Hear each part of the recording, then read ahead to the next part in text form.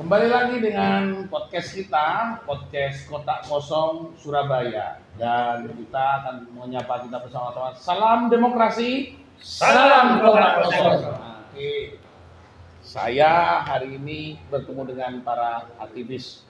Jadi Pak Haryadi ngobrol panjang tentang bagaimana wacana Kotak Kosong ini sendiri dilahirkan. Saya ingin tanya pada beliaunya langsung saja. Tempelkan Pak Haryadi.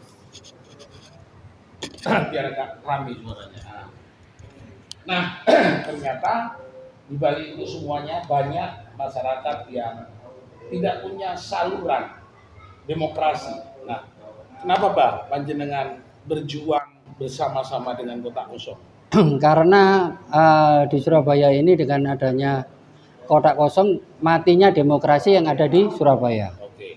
Karena semua partai, 18 partai sudah diusung oleh Erick Armuji. Oke. Nah, masyarakat yang ada di Surabaya yang tidak setuju dengan adanya pemilihan satu jalur linear 18 partai, ya kan?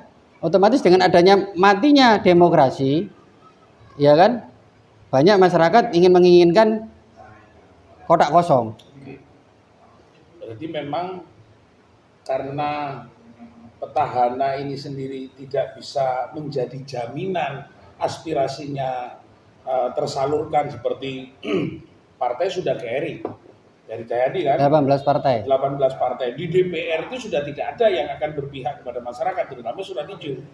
Wali kotanya sudah tidak bisa membantu surat hijau, lalu DPR-nya sudah suka kepada wali kota yang setuju bahwa surat hijau tidak akan berubah menjadi surat kuning, blonteng, loreng dan macam-macamnya.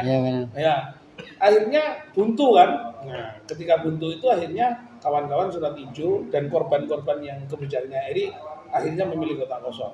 Nah, bagaimana sejauh ini panjenengan lihat, mungkin ketemu dengan sampean ngomong, ayo bareng-bareng berjuang ini memenangkan Kotak Kosong, apa yang dilakukan?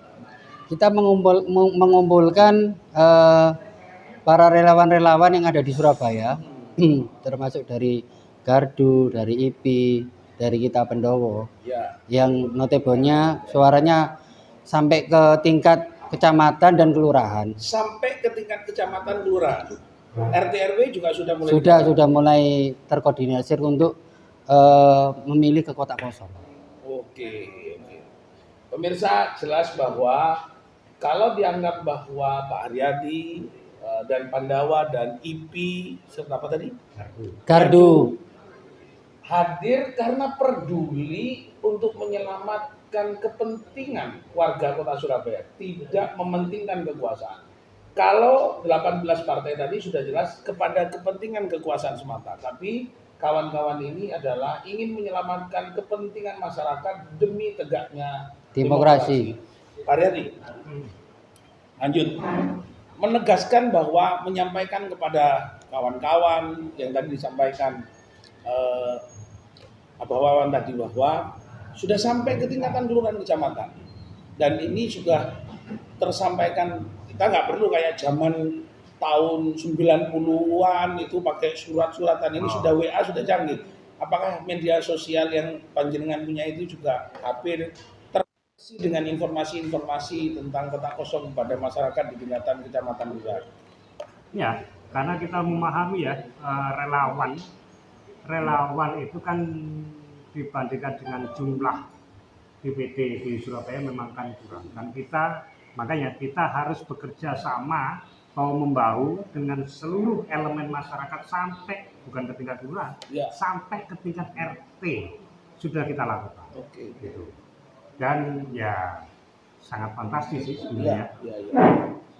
Harapannya masyarakat terhadap kemenangan Kotak Kosong itu memang sangat besar ternyata ya setelah saya turun lapangan.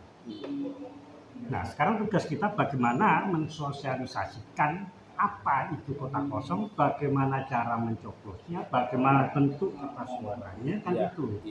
Karena semua itu mingkem kabeh, nggak ada. Harusnya kan pekerjaannya KPU. Kalau tiba-tiba Pak Haryadi, kalau tiba-tiba kertasnya tidak ada nomor 2, Hanya nomor 1 disuruh coblos, gimana Pak Paradi? Langsung sekarang detik ini juga saya suruh KPU untuk melantik Eri Cahyadi.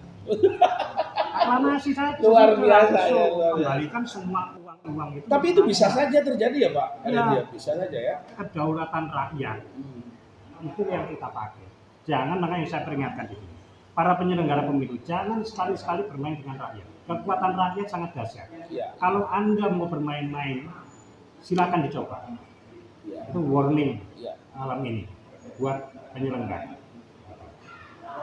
Pak Yadi, yang kedua yang perlu saya sudah melihat gerakannya teman-teman aktivis Kota Kosong sosialisasi kemarin di jalan Ngagel, perempatan Ngagel.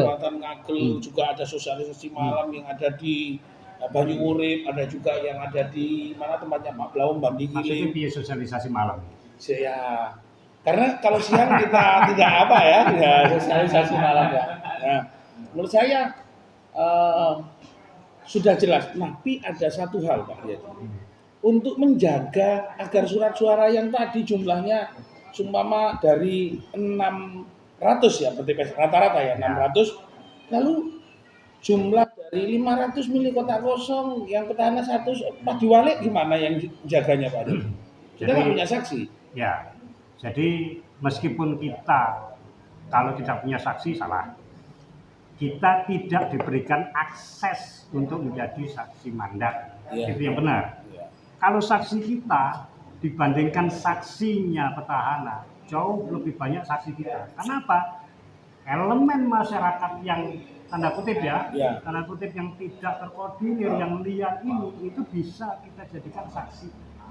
Karena apa? Yang mereka perjuangkan, yang mereka awasi adalah suara mereka sendiri. Kota Kosong adalah suara mereka, suara rakyat. Itu. Kemarin saya sempat iseng, bikin saya barat. Ya. Bagi masyarakat, seluruh masyarakat tidak peduli itu siapapun lah, yang bisa menemukan kecurangan daripada paslon petahana nomor 1, ya, asalkan itu memang benar dan bisa buktikan kebenarannya, kan begitu, akan kita kasih di vote dia. Oke. Baik, bahwa pemirsa, bahwa Kota Kosong bukan berarti tidak punya saksi, tapi tidak diberikan akses untuk menjadi saksi dalam mandat. Ya. Lalu saya tanya Pak Haryadi, bagaimana sikap dari Bawaslu ketika masyarakat tidak punya akses untuk menjadi saksi dalam proses kontestasi ini? Karena penjelasannya Bapak Wawan tadi sudah jelaskan, ini mati demokrasi loh, masuk sing arepe jogo, masyarakat gak dikasih akses. Apakah peraturannya tidak ada, akses hukumnya tidak ada, atau ini memang kong kali kong omong kosong? Enak yang kok kali kong omong kosong. Kan gitu. Akhirnya jadi kingkong. Kong kali kong omong kosong akhirnya jadi kingkong. Di sini kan sebetulnya aturan itu memang tidak secara spesifik menjelaskan tentang kolom tidak bergambar tadi. Cuman di situ ada satu kata yang seharusnya menurut saya ya, seharusnya KPUD itu bisa memberikan dispensasi aturan. Di situ tersebut bahwa aturan ini bersifat mutatis mutandis. Nah, mutatis mutandis itu artinya dia bisa melakukan perubahan asal kerangkanya itu tetap menganut pada undang-undang. Dia bisa melakukan perubahan di daerah sesuai dengan kebutuhan urgensi yang ada di daerah tersebut gitu loh. Gitu loh. Termasuk akses kita untuk mengawasi bagaimana nih kertas suara ini dicetak, jumlahnya piro, sing rusak piro. Nah ini kan harusnya kan itu bisa dipublikasikan, masyarakat berhak tahu gitu. Berhak tahu. Nek duwe pajak dikuber tapi penggunaannya rakyat nggak tahu. Iya, itu loh. Sudah bertumpuk lah ya penderitaan kita. Nah, ngenes. Oke, tambah semakin nyata bahwa apa yang terjadi di Surabaya ini banyak manipulasi, matinya demokrasi, tidak ada akses masyarakat untuk tahu penggunaan anggaran penyelenggaraan pilkada, tidak diberikan akses jadi saksi, tidak diberikan akses untuk berkontestasi. Terima kasih. Segmen 2 kita tutup dulu, kita akan lanjutkan segmen selanjutnya. Salam demokrasi, Salam kotak kosong.